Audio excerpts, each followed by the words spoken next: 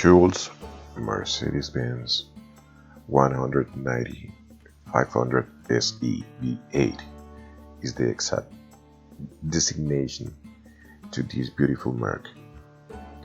From 0 to 100 kilometers in 6.8 seconds and the quarter mile in 14.8 seconds.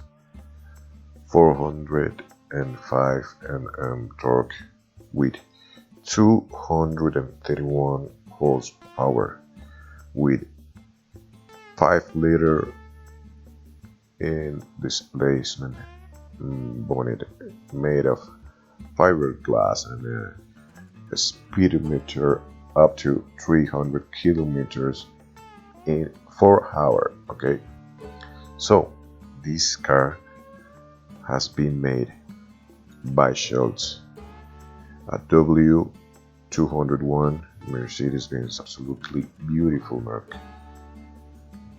Okay guys, if you'd like to see more, please subscribe to my channel and give a like.